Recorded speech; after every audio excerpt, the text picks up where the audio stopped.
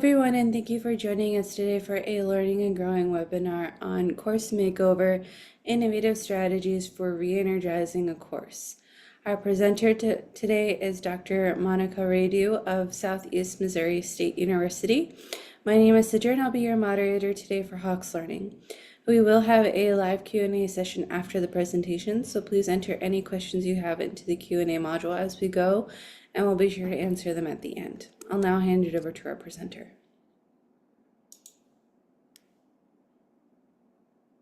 Thank you for that introduction and welcome everyone. Let me share my screen here.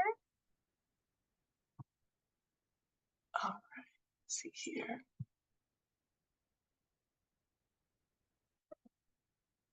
All right, okay, hopefully everyone can see that okay. So welcome everyone. I am excited to talk to you today about strategies for re-energizing a course. I don't know if this has ever happened to anyone, but have you ever felt a little bored giving a lecture? Like you are the speaker, you're the presenter, and you're lecturing and you feel a little bored? Unfortunately, I have. So the inspiration for this presentation actually came from a faculty development session that I attended back in 2017, which was cleverly titled This Old Course. So at the time, I was actually a new professor, and the concept of revamping old courses didn't really resonate with me because I was still in the process of creating my first courses, creating them from scratch. Such an exciting time. Fast forward to today, with several years of teaching under my belt and the experience of teaching multiple sections of the same course each semester, I truly understand the importance now of keeping, courses fresh and engaging. Um, I have seen firsthand how it can be really easy for material to just kind of start to feel dull, and how this can have a negative impact on student engagement and learning outcomes.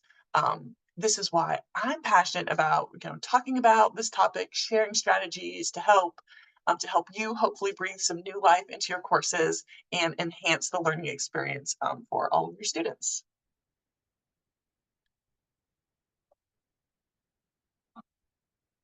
Right. So in this presentation, the goal is to, equip educators with um,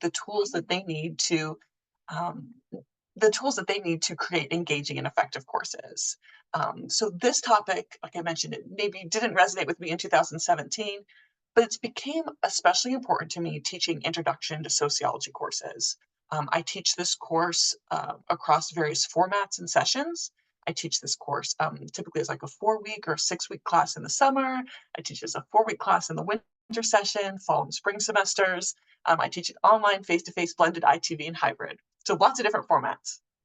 And my students typically range from criminal justice majors and sociology minors to those taking it as a general education course. So given this diversity, I have encountered firsthand the challenges of keeping the material fresh and engaging across different platforms and also for different audiences. So by focusing on what I can do to adjust my courses to kind of enhance student engagement and look for refreshing teaching approaches, I aim to help provide other people with actionable insights that can help breathe excitement back to your classes and hopefully foster a more interactive and enriching educational experience for your students.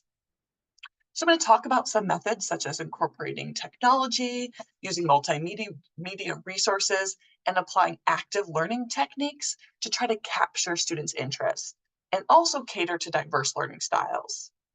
Additionally, I will discuss the importance of diversifying assessment methods to provide a more comprehensive evaluation of students' progress and understanding. So this includes exploring, alternative assessment formats like peer reviews, self-assessments, even creative projects that encourage critical thinking and individual expression. I also want to highlight the significance of regularly updating course materials to reflect the latest research and trends in each of our fields. Also important, very important, especially in sociology, is incorporating those diverse perspectives and interdisciplinary approaches. So I feel like I can make content more relevant and engaging for students if I'm showing them how it might connect to their major or their minor or their future careers. I will also touch on the value of gathering and incorporating student feedback to continuously improve courses, and also to address any emerging needs and challenges. My aim is to hopefully empower you with practical strategies that, and this is key, can gradually be implemented into your courses. You want to have that smooth transition, into this new course transformation. So hopefully by the end of this presentation, you'll have a toolkit of ideas and maybe different approaches to help revitalize your teaching, enhance student engagement, and create a more dynamic learning environment. So the objectives of this presentation, it's designed to provide an approach to revitalizing courses and enhancing learning experiences. So first, I want to talk about understanding the indicators that are signaling to you that, hey, maybe this course is one of those that needs a course makeover, right? So you can identify when changes are necessary. So then the second step is, we want to think about what strategies we want to use to enhance that course content and delivery, focusing on creative and effective methods to make the course more engaging. Also, again, talk about incorporating technology. We'll discuss how we can use different digital tools to create interactive and engaging learning environments. Also, diversifying assessment methods is crucial for better measuring students' learning and progress. So we'll just talk about different ways we can assess students, maybe beyond traditional exams or papers. Finally, we'll talk about these gradual steps for effective course transformation. That can be the most difficult, right? Thinking like, hey, I want to make a change to this course, but I've been teaching it the same way for, 5, 6, 7 years. It can be scary to think like, okay, I'm gonna, give this course a makeover. I'm gonna do something different. So thinking about how we can make those gradual changes. And so again, we want to think about how we can make our classes most engaging for our students. All right, so the first step is identifying the need for course makeover. Um, so I'll talk about my introduction to sociology course.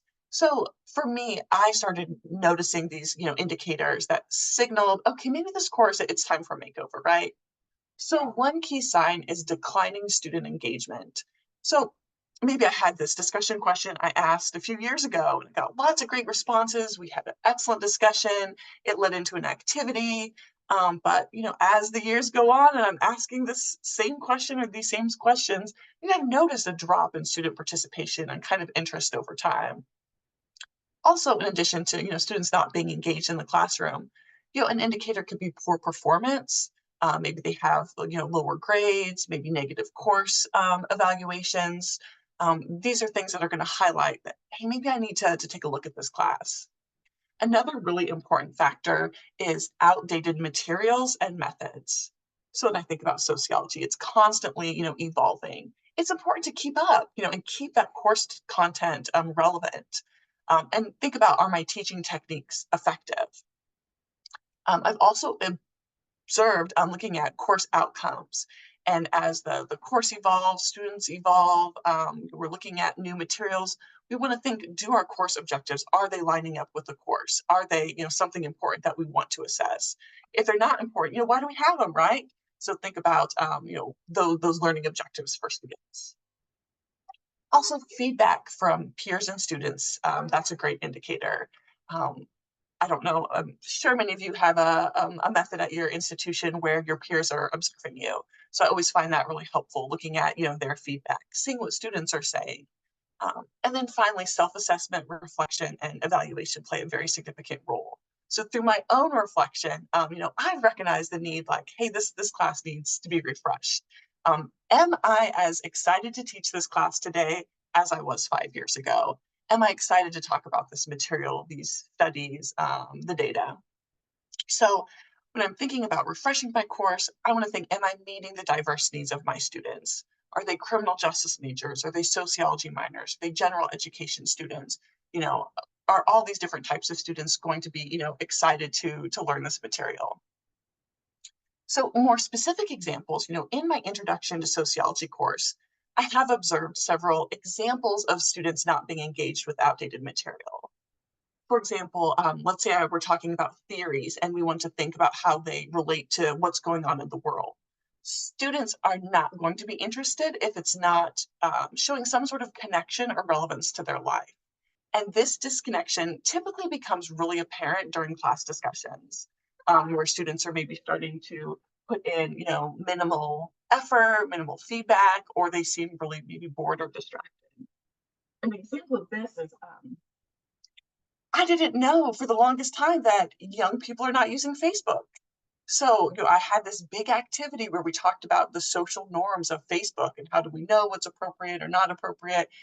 And I just was getting nothing, absolutely nothing from students. And so finally, someone raised their hand. They're like, "Oh, we're not really on Facebook like that. That's for old people." And I mean, I was shocked.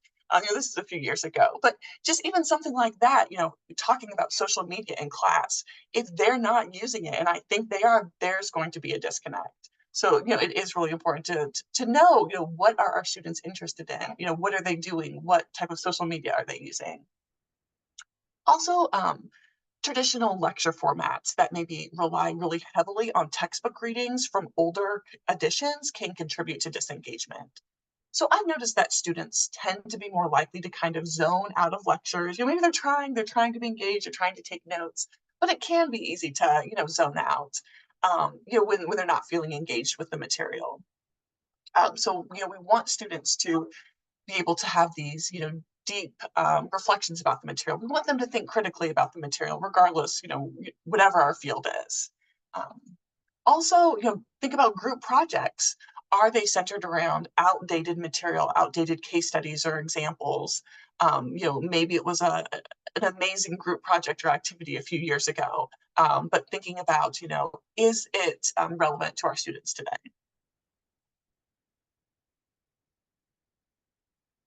So, what are some of the benefits of re-energizing a course?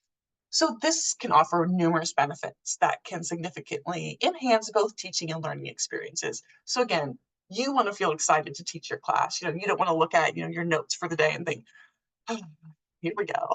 Talking about social norms again, right? You want to think, how can I be excited about this material and have my students be excited as well? So, another sociology class that I teach is social problems. And so, for this class in particular, it's so important to stay updated on relevant topics. So, by renewing my enthusiasm and passion for teaching, I can bring a fresh perspective to the classroom. I can make subject matter more engaging for students. Updating materials and methods to reflect, current trends and research really ensures that the content remains relevant and thought provoking. This approach not only keeps students interested, but also helps them, connect what they're reading about in the textbook. And sometimes you can't always make every, reading the most interesting reading that they're ever, going to engage with, right? In some of our classes. But maybe they could be excited about something that might not seem that interesting, but it is interesting if they're connecting it to real world issues or social problems. So, also creating a more interactive and collaborative learning environment is another key benefit. By using innovative teaching strategies, you can foster this classroom atmosphere where students feel motivated to participate. They want their voice heard. They want to hear what their peers are saying. So this interaction tends to lead to higher student satisfaction and better grades. Because if students are really engaged with the material, they might perform better on assessments. And increased student participation and interest are direct outcomes of a revitalized course. So, re-energizing a course also can help support your institution's mission by ensuring that the curriculum remains, really, relevant and responsive to societal changes. So again, so thinking about my class social problems, this means continually integrating new case studies, data, and examples that reflect ongoing social issues. Nothing makes me feel more discouraged when I'm showing a PowerPoint in class and I realize that I have not updated the data. I had a peer evaluation and we were talking about the crime rates in my social deviance class.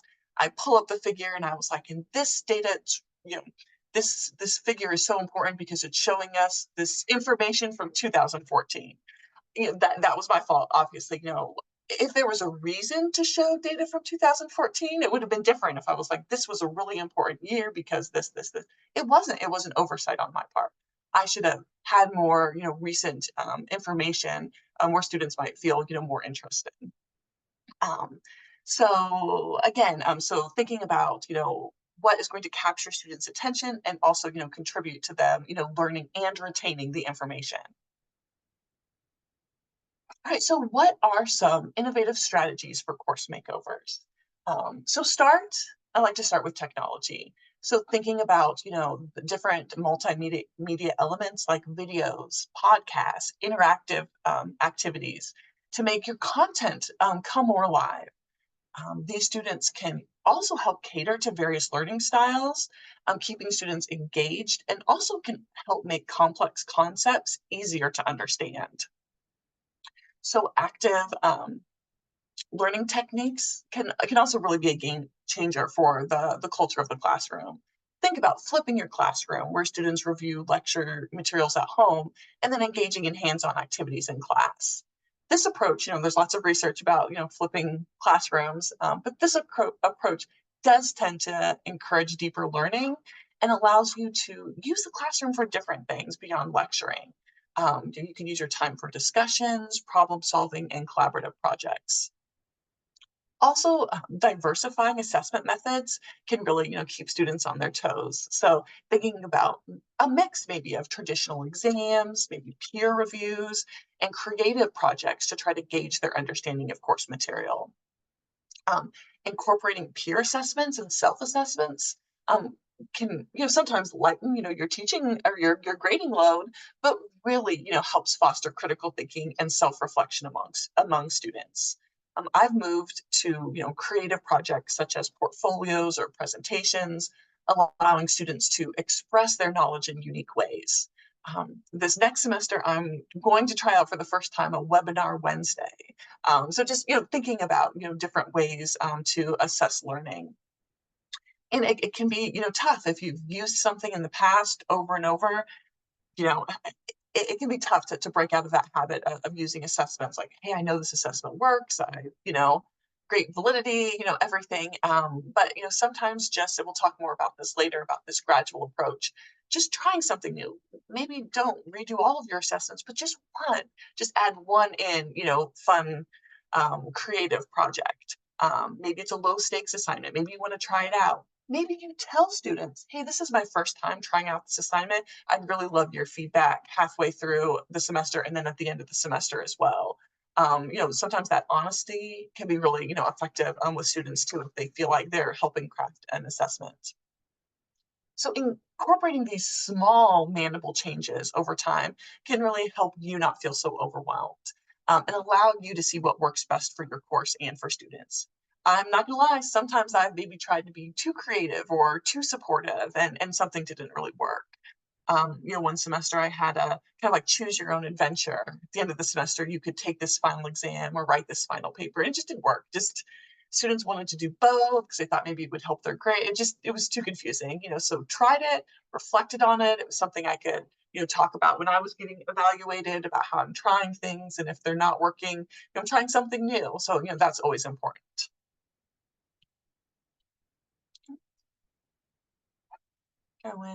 I'm sorry, I'm going the wrong way here. So thinking more specifically about technology and multimedia resources is important. So as many of you probably do, I teach both online and face-to-face. So thinking about how you can use technology with these different formats.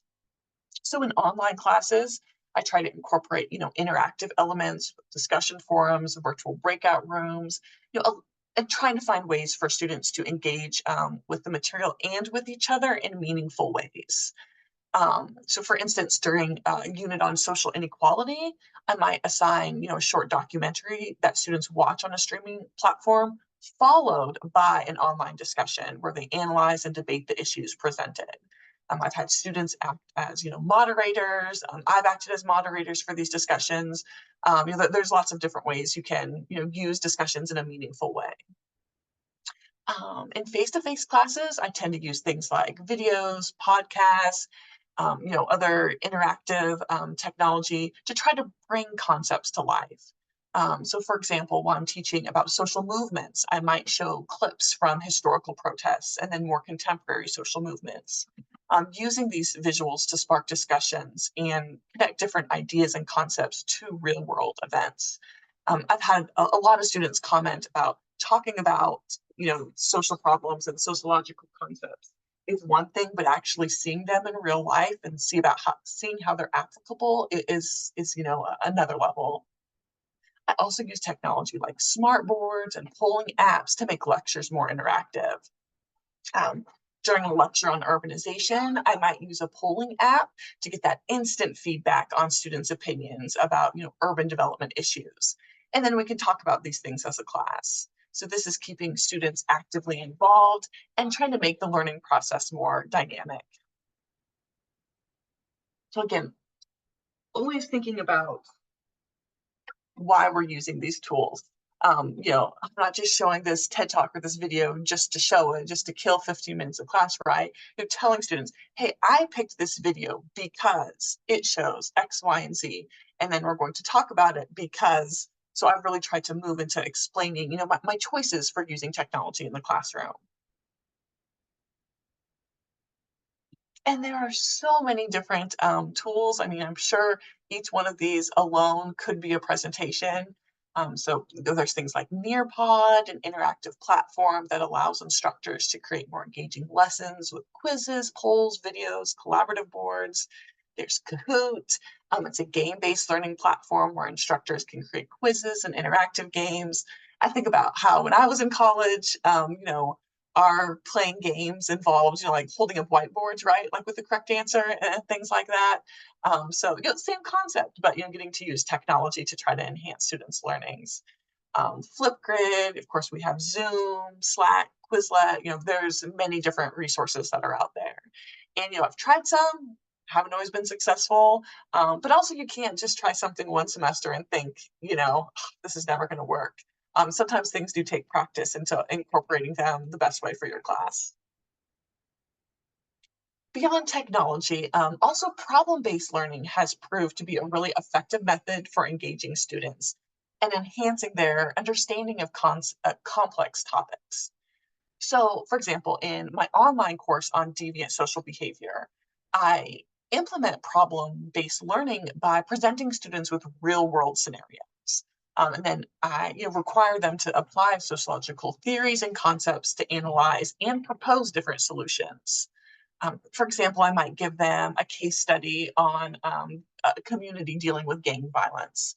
So students would work in, virtual groups to investigate the root causes, such as economic disparities and social isolation, and then develop some sort of comprehensive intervention plan. So this is just an example of maybe one thing I'm going to incorporate in my class next semester to try to, give it a little bit of a course makeover. In my face-to-face classes on social stratification inequality, problem-based learning could take a little bit more of an interactive and dynamic form. For example, I might divide my students into small groups and present them with a problem relating to social inequalities, such as housing discrimination or educational disparities. And then they'll develop a policy proposal to address income inequality in a specific urban area. So maybe each group has a different area, Chicago or St. Louis. So students would not only need to research socioeconomic factors contributing to the problem, but they're analyzing different policy options and then they're presenting their solutions to the class. So thinking about, again, not rehauling my whole class, but how could I in each of my classes maybe come up with an assessment? It doesn't even have to be an assessment. It could be an in-class activity or an interactive activity that involves some sort of problem-based learning.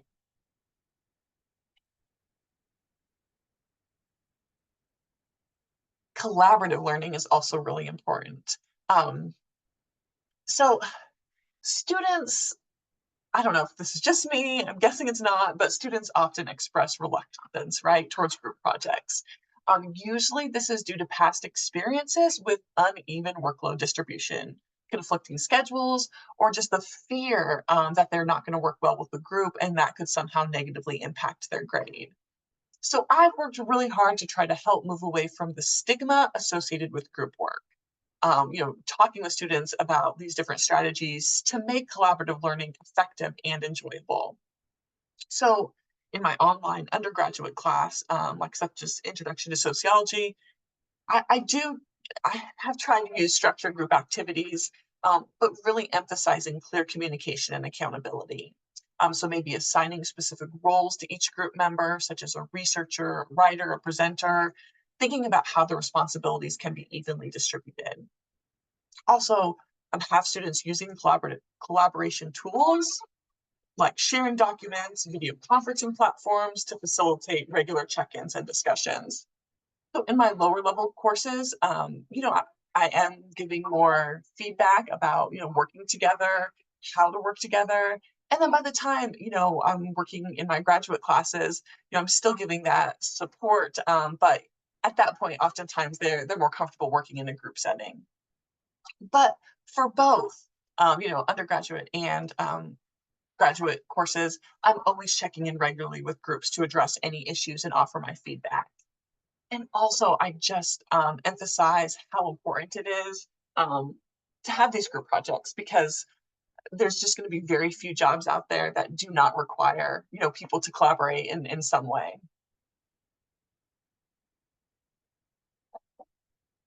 And I talked about this a little bit, but thinking about, okay, how can I revamp this course? Thinking about how you can diversify your different assessment methods. Um, One way to diversify assessments is incorporating both low stakes and high stakes assessments. So low stake assessments such as quizzes, reflection journals, and class participation provide students with regular feedback and opportunities to practice and apply their knowledge without that pressure of a major grade implication. These assessments can help students stay engaged and motivated throughout the course. So, maybe weekly quizzes that reinforce key concepts might ensure students are, staying up with material, or encouraging students to stay updated with material. And then think about those high stake assignments, like final exams, major research papers that are really evaluating students' comprehensive understanding and mastery of course content. To make these assessments more engaging and less intimidating, I often, I mentioned this, I've tried different things, but I have, given the choice between different assessment types. So maybe writing a final paper, taking exams, maybe giving a presentation. That's not going to work in every course every time, but it's something to try, right? A way to maybe make your class different. Another, I have a little helper here. I hope she's not being too loud.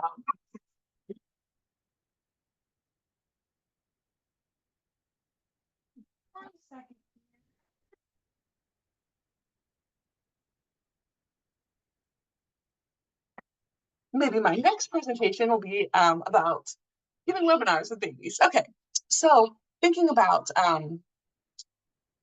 those high stake assignments, and letting students have some agency in what they're picking to do, can, like I said, I've tried it before and it didn't work the best, but figuring out why it didn't work the best. Maybe my expectations, I didn't communicate them well enough where students, really, understood the choices that they had. Also thinking about how peer assessments will be incorporated into courses. So maybe you don't have to change an assessment, but you could add a different component to it. So thinking maybe you could incorporate a peer assessment component into the evaluation process, which could foster a deeper understanding of the material and help students develop critical thinking and collaborative skills. So why do peer assessment? Well, one thing is that it really encourages students to take an active role in their learning. So when students are assessing each other's work, they have to deeply engage with the content to be able to provide constructive feedback, right? You are able as a professor to give really constructive feedback because you've already deeply engaged with the material. You're the expert. Totally. So now you're asking students to become the experts, to be able to critique their peers' work. Also, peer assessment can really help build a collaborative classroom assignment. So when students assess each other's work, they can build a sense of community and mutual respect. And I also talk to students about how receiving feedback is not always easy. And even as a professional, if I, receive feedback that's hard to hear, I have to do some self-reflection about that. So it's great to start that in our classes, right? So you have an assignment, you think it's pretty good, but you want to do something different with your class. So, okay, add a peer assessment component. That can be part of that gradual change to a course makeover.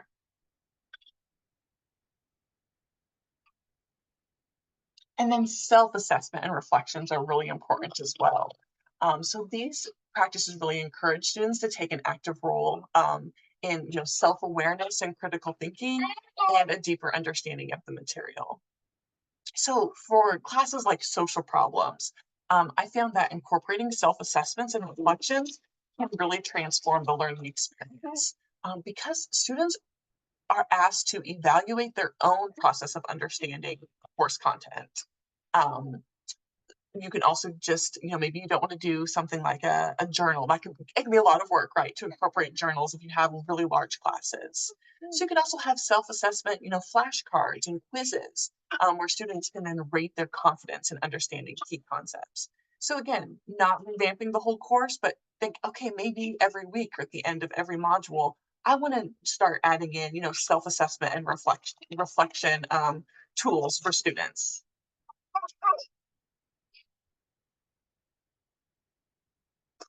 And then one thing that I think is most important is enhancing the course content.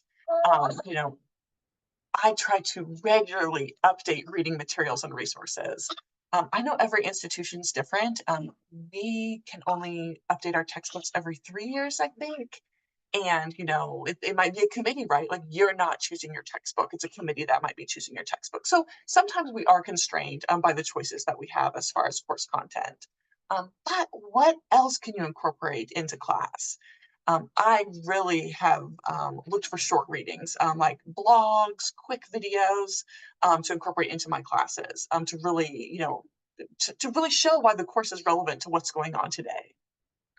I also think previously I had this idea that it had to be this long, complex video, or it had to be this great journal article from a top journal, right? But sometimes it is those really short readings. I mean, there's so many things available now. Where students can read it, remember it, and talk about it. It could be a lot less overwhelming for students. And again, a really small change, right? Like, okay, so my goal for next semester is I'm going to incorporate 3 new readings in all of my classes, which might mean taking out 3 readings from each of those classes as well if I don't want to, overburden students with too many readings or videos or things like that. But again, starting small, thinking about, okay, what article might be most outdated, or which video, if maybe you can see on your learning management system, you can see what videos where maybe students aren't watching or they're not watching the whole way through. Well, okay, let's take those out. Nobody's watching them. What can we incorporate into class that will keep students engaged? And then I started, this at the beginning, and just so important is thinking about this gradual implementation. Let's be honest, your classes are already probably pretty awesome, right? Your classes are good. You've put a lot of work into them. They maybe don't need to, throw the whole thing out and start over. That's not what I'm suggesting. But thinking about, okay, my class is already awesome, right? What small changes could I make to make it even better? To keep students more engaged, that I can, talk about with my colleagues about, hey, I made this change. Have you ever thought about this? What are you doing? So first, setting clear objectives and goals for yourself. So like I mentioned, okay, I want to incorporate 3 new readings, or I have 4 final exams next semester across my 4 classes. Maybe I'm going to substitute one of those final exams for a creative project, a webinar, a presentation, a group project, something. So thinking about what goals can you set for yourself. Also thinking about student feedback and how important that is. What have students said in the past? Are you constantly getting comments that, oh, there's too many, okay, this is a comment I get. Oh, the sentence requirement is too high for the discussion boards. Okay, so students don't like that. So that might be where I want to start as far as assessments. Okay, they don't like the discussion boards. What can I do differently that's focusing less on number of sentences, right? How can I gauge their understanding in a different way? So going back and looking at those student evaluations, looking at what your peers said about your classes. Also, I think it's really important to collaborate with colleagues and instructional designers. How often have you looked at your colleagues' Canvas or Moodle pages? Maybe we've seen each other teach here and there. We've seen each other give presentations or webinars. We've never actually seen like somebody else's Canvas page. For me, that was really eye-opening. I was in a training at my university, and we got to like all shift seats and look at one of our peers' classes. And just small little things, like, I never thought to do that. I didn't know that some people were putting new content at the beginning and pushing everything down rather than anyway, there are lots of different things that I just took away from looking at other people's pages. So, looking at what colleagues are doing, talking with them, what's working, what's not working. And then probably at your institution, you have some sort of instructional designers, some sort of team that can maybe, help you revamp your class. Again, pick one class for next semester that you think like, okay, I'm going to do something to make this class a little bit different.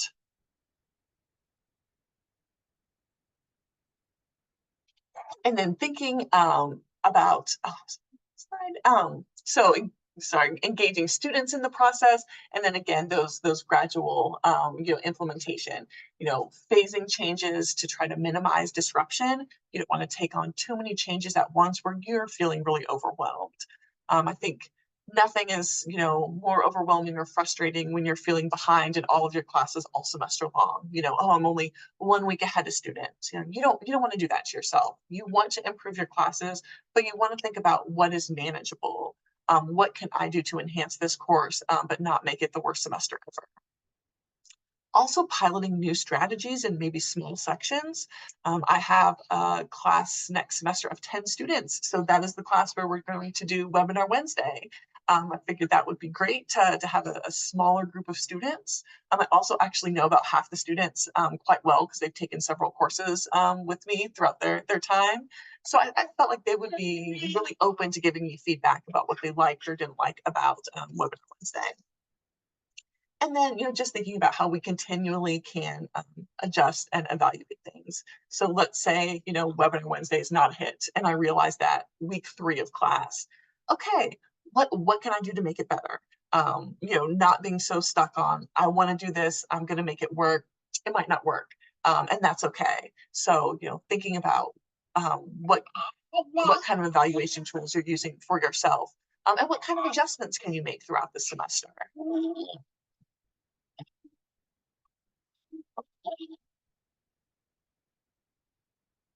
So, re-energizing a course, there's a lot of different approaches that you can take. Thinking about diverse assessment methods, ways to promote active student engagement, ways that you can incorporate, media, even if it's just small little clips. So by updating, materials and resources, and making sure lots of different voices are heard through diverse perspectives, we can really ensure that our classes remain relevant. We also want to make sure that they remain really, stimulating and engaging for students. Um, Again, gradual implementation of changes, continuous evaluation, and adapting, being just an adaptable person, based on students and colleagues' feedback are really important for managing a smooth transition. I really like engaging students in the process through feedback, supportive learning environments, and making sure that like if you told them, hey, this is the first time I'm trying this out, that then you hear their concerns if they say, I don't think this is working, Dr. Ray. Like, I know you were really passionate about it, but these are my concerns. Okay, thank you for your feedback. Let's see how we can, fix things. So again, we want to think about how we can revitalize our teaching and our classes to make sure that we are excited when we're going in to our Moodle pages, our Canvas pages, or we're stepping in front of that class, several times a week to teach the material. So as you move forward and thinking about your classes for next semester, or maybe this summer, I encourage you to reflect on your own teaching experiences. So what specific challenges have you faced in keeping your course content really fresh and engaging? Um, what are ways that maybe you can involve students more actively in their learning process? What steps can you take to incorporate more diverse perspectives or maybe interdisciplinary approaches into your curriculum? So these questions hopefully will, just have you think about, your classes moving forward and ways that you can re-energize your classes. Um, so it looks like we're about out of time. So I just want to thank everyone for, listening and bearing with me. And I look forward to your questions and your feedback. Thank you. We have a couple questions already. One, they're working on updating the Intro to Diversity Studies and have to use OER. but have not found great texts. Would you recommend any resources that you've used or you love? Oh, oh, that's a whole nother topic, right? OER. So I've had some success using OER, and I've also had not the greatest experiences. Is talking to people in your library. That has been most helpful for me. They tend to be the experts with OER, and oh man, it can be tricky. For my social problems class, I did not take my own advice, and I was like, hey, throwing out the old textbook, I'm going to use, I think, maybe OpenStax as an OER to just push to try OER, and not good, not good. So there were some parts of it that were awesome. So think about maybe what you can take from the OER that you do like, and then say, hey, this chapter or this section of the OpenStax textbook is awesome. So we are going to read this. But then luckily I found, some of these other readings that we're going to skip over this chapter and we're going to rely more on this other material. The good thing about OpenStax is, or any OER is that maybe this is just me, but not feeling that guilt of, oh, students paid for this, they need to read every chapter. I want them to feel like they got their money's worth with the textbook. So with OER, I do feel more comfortable skipping, moving things around, because there's not that pressure of that expense. Thank you. We have one other question. I am currently making some significant changes in a lifespan development course that I've taught for over 30 years.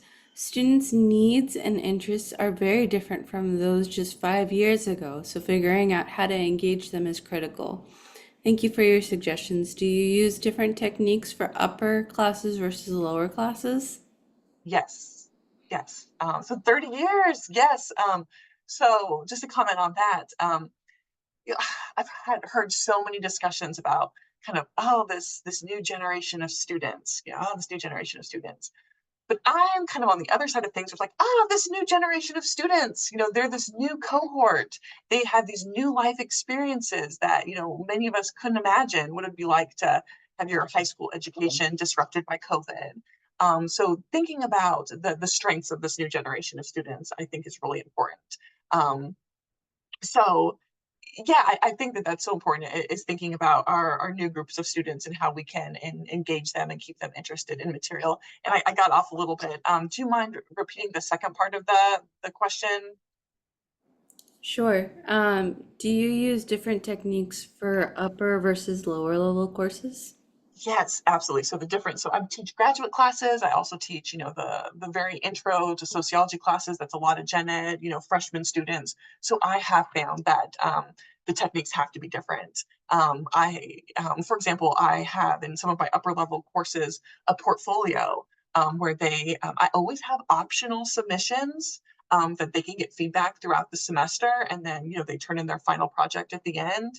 And the students tend to have a higher level of self-awareness where it's like, yeah, I'm a student who needs to hit all those check-ins. I unfortunately tried the same approach for a very introductory course, mostly freshmen, and nobody really took advantage of the check-ins. And then when they, maybe weren't pleased with how they did at the end, they were kind of like, oh shoot, I should have done the check-ins. And a comment I got was that students wished that there were graded check-ins, that they would have felt there was that pressure, that expectation. So so for lower level classes, I tend to do a lot more lower stake assignments. I tend to give a lot more frequent feedback. Maybe in my upper level classes, I do more of like modules, like we might do 3 or 4 weeks and then do a bigger assignment at the end. Where I found in my lower level classes, it tends to work a little bit better for my students to keep a little bit more on that weekly schedule. I'd like to be as flexible as possible for students. But I just found that my lower level classes, the students tend to need a little bit more support and structure than my upper level and graduate courses. Thank you. Can you provide some ideas for peer assessments? Yeah, so something that I start when we do peer assessments is sometimes well, I know I didn't know. So I we tell students, right, we want you to find peer-reviewed academic journal articles, right? But they don't really know what that means. So the first step I kind of do is, showing examples of what that looks like in this professional workforce, right? That it doesn't matter how many years I've spent writing this article or doing this research, other people are going to tell me that there's problems with it, right? And there's things I need to improve. So kind of set that stage of that feedback is just a part of life. We're constantly, peer assessment is going to be a part of, whatever kind of field that you're in. Then I start very basically, might give the students something that I've written, but they don't know that I've written it, and ask everybody to provide, a critique or feedback. So just kind of get into that, just creating that culture, right? That like it's okay to, receive, both give and receive feedback. And then I typically just start small, maybe on uh, some kind of, let's do a one-page paper, and then we may shift papers, and maybe we'll do like a group review, or a couple people will review a paper together. So really just starting small. But I would never do a peer assessment if I hadn't already set the stage and created this culture at the beginning of the classroom. um, I always tell my students, like, you should think, you're so lucky that you're in this class. You have these 20 new friends that you met. So really having students learn each other's names. And so that way the critiquing part doesn't seem as intimidating or as tough. But yeah, I like peer assessment, but it can be a lot of work. Thank you. Another question we have is they've seen a trend towards more kinesthetic, hands-on learning styles in their students recently. What assignments would you recommend for these cases, especially in reading heavy courses? Ooh, so like it's going to be so different depending on your field or your discipline. But I have like a big section on inequality, of course, in like my introduction to sociology class.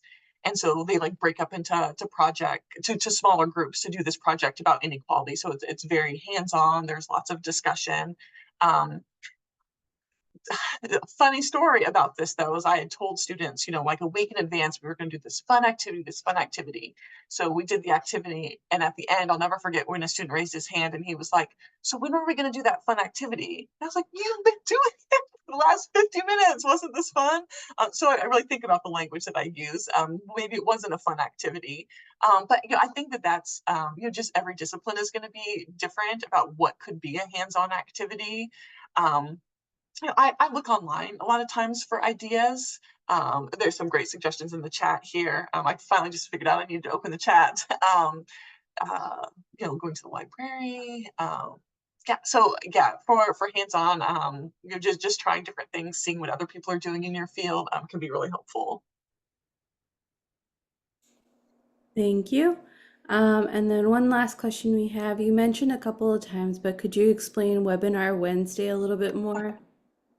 So I'm just trying it out. This popped in my head the other night, and so far my husband thinks it's a great idea.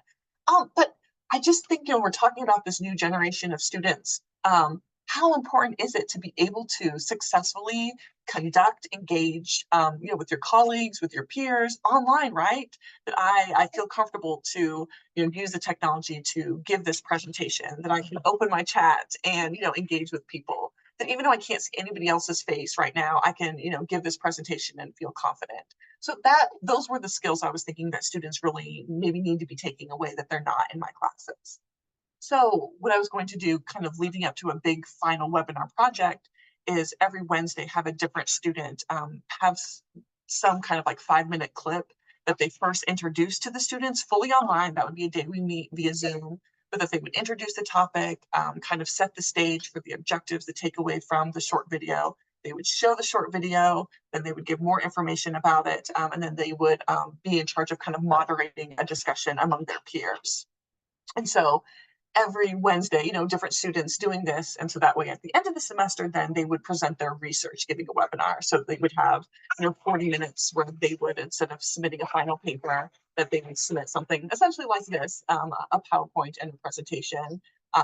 So I was going to try it, and that's my class of 10 students. So I figure it's worth a shot. Thank you so much. All right, that looks like all the time we have for questions today. Thank you, Monica, and thank you all for attending today. We will be emailing you a link to view the recording of this webinar once it's available. If you or any of your fellow instructors are interested in presenting for our Learning and Growing webinar series, please submit your proposals to the Learning and Growing website, which I've linked in the chat for easy access. These free webinars are brought to you by Hawks Learning, an innovative educational courseware company. To learn more about our mastery-based course materials and how Hawks can enhance learning outcomes for you and your students, please visit hawkslearning.com, and I hope everyone has a great rest of your day. Thank you so much. All right, thank you.